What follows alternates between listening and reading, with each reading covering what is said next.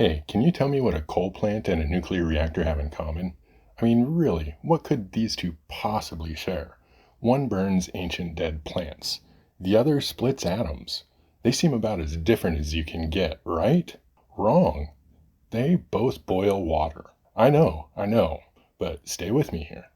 This might sound a little bit ridiculous, but here's the truth. Whether you're harnessing the power of burning coal or you're unleashing the energy locked inside of uranium atoms, you're doing the same thing. You're just boiling water. And honestly, once you see it, you can't unsee it. It's like learning that your favorite magic trick is done with mirrors. Except in this case, the trick powers civilization, and the mirror is one of the most elegant engineering solutions ever conceived. Welcome to Behind the Switch. Today I'm going to show you exactly how this works, and I promise you by the end of this video, you'll have a completely different appreciation for the infrastructure keeping your lights on right now. Alright, so here's the foundation. Every steam-based power plant, and I mean every single one of them, works on the same beautifully simple principle. Step 1, you heat water until it becomes high-pressure steam. Step 2, you blast that steam at a turbine, making it spin really fast. And step 3, that spinning turbine is connected to a generator, and that produces electricity. That's it. Heat, spin, electricity. The entire power grid runs on what is essentially a very sophisticated kettle, which is attached to a very sophisticated pinwheel. Think about that for a second.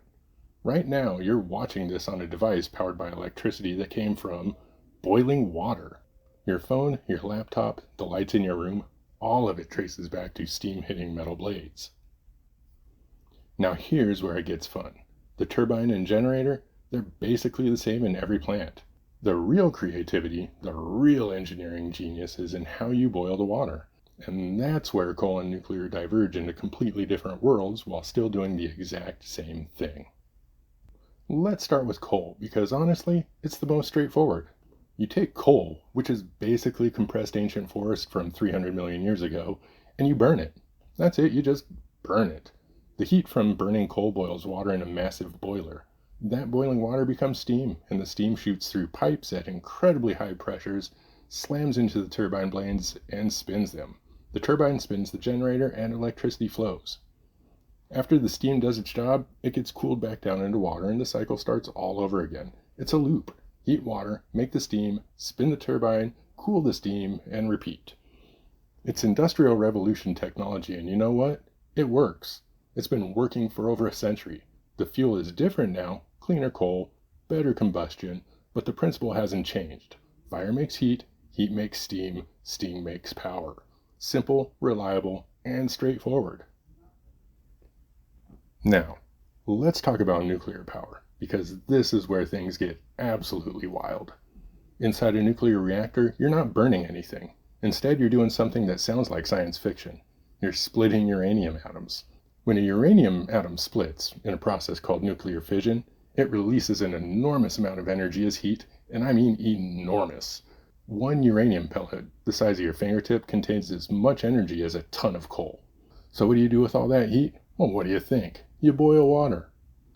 The reactor core heats the water, either directly or through a closed-loop system, and that water becomes steam. That steam drives a turbine, and that turbine spins a generator, and electricity comes out the other end. It's the same process, the exact same process. The only difference is the heat source.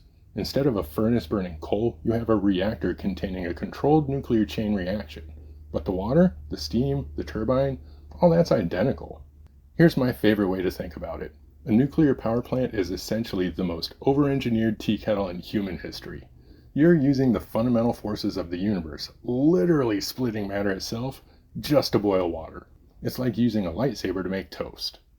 It works, it's incredibly effective, but when you step back and look at it, there's something hilariously elegant about the simplicity. The first commercial nuclear plant opened up in the 1950s, and the engineers didn't reinvent power generation. They just swapped out the heat source and kept the same steam turbines that had been running for decades. Why fix what's not broken? And now here's the kicker. Coal and nuclear aren't alone. Solar thermal plants use mirrors to concentrate sunlight and boil water. Geothermal plants tap into the Earth's natural heat to boil water. Biomass plants burn organic material to, you guessed it, boil water. Different heat sources, same steam, same turbines, same electricity.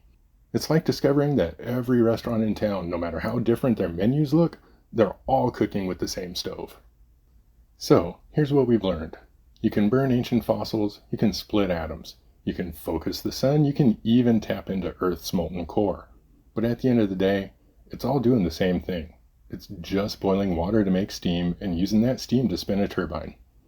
Steam turbines were invented in the 1880s, over 150 years ago, and we're still using them because the principle is just that good. We've improved the efficiency, we've cleaned up the heat sources, but the core idea hasn't changed at all. Heat water, make steam, spin metal, generate power. There's something deeply satisfying about that, isn't there? In an age of quantum computers and artificial intelligence, the backbone of our electrical grid is still Victorian-era engineering refined to near perfection. It's elegant, it's reliable, and it works. The next time you flip a light switch, take a second to appreciate the journey. Somewhere, water is boiling. Steam is rushing through the pipes. A turbine is spinning at thousands of revolutions per minute. And at the end of the chain, your lights turn on. All because we figured out how to boil water really, really well. While there are power plants that don't boil water, it's still the most common way to generate electricity. I hope you enjoyed this trip behind the switch. Next time, we're going to talk about how fragile our power grid actually is. Make sure you're subscribed so you don't miss it.